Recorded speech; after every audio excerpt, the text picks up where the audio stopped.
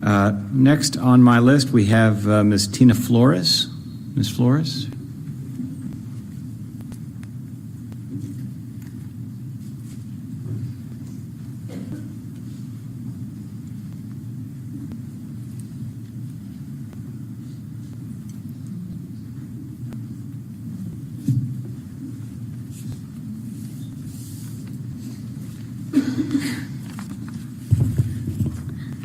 Thank you for being here. Thank you.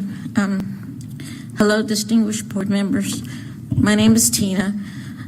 I have a son, Robert, who's in the system, and I'm just coming to talk to you a little bit about a heat situation that's very personal to me.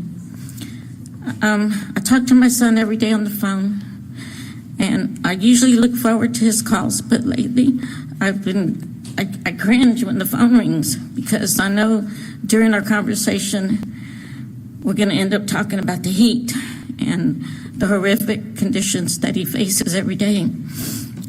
He'll tell me about the sweat that's dripping down his face and how his hands and arms are wet with sweat from holding the phone when he speaks to me.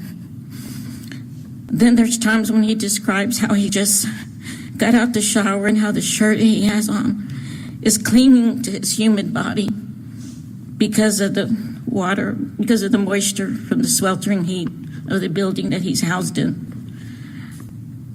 Then there's the rashes and the blisters from the heat, the jock itch, infected sores on his face from clogged sweat glands. I can't tell you how often I get calls to, hey Mom, can you look up some home remedies, how I can treat this or what I can do for that? Because there's nothing really in the system that they can get without having to go to medical, which is now a cost on top of everything else that we have to pay because, you know, it comes from us, the money that they get on their commissary and their phone calls and everything else, e-com. It's a cost to the family.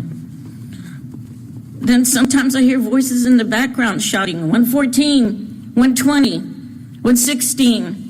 And I say, what are they shouting about? And he says, they're doing temperature checks in here, Mom. He says they're required to check and record the temperature in the housing areas at different times every day and document it.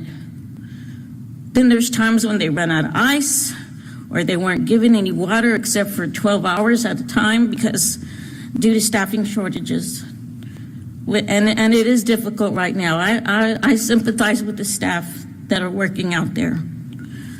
But it's really hurts me when I hear of a death in the dorm related to a heat issue, such as dehydration or stroke, and that sometimes they can't get the respite because of the staffing shortages. But I listen to these things in horror, and as a mom, I feel so helpless. And a mother shouldn't feel helpless with her child. I know that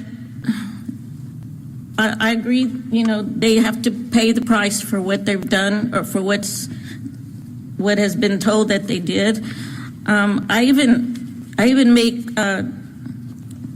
requests from God, you know, God, send them rain, send them a wind, send them clouds.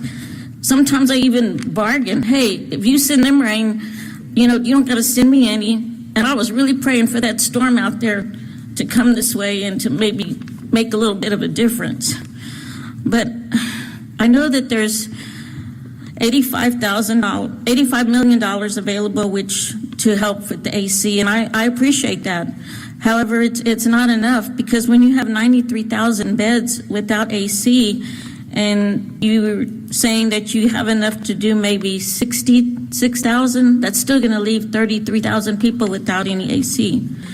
And I asked that the 10-year plan that was mentioned today, no, that's not good. That's not good enough. Like she said, the other lady, it has to be something now, something like the gentleman said about even the temporary AC units. Ms. Flores, if you could wrap up your comments, we'd appreciate it. We definitely appreciate you and what you're saying. Yes, sir. I just want to say that the men are already serving sentences, and they shouldn't be mandated to serve a death sentence in this horrific heat. Thank you. Thank you so much for being here. We appreciate you.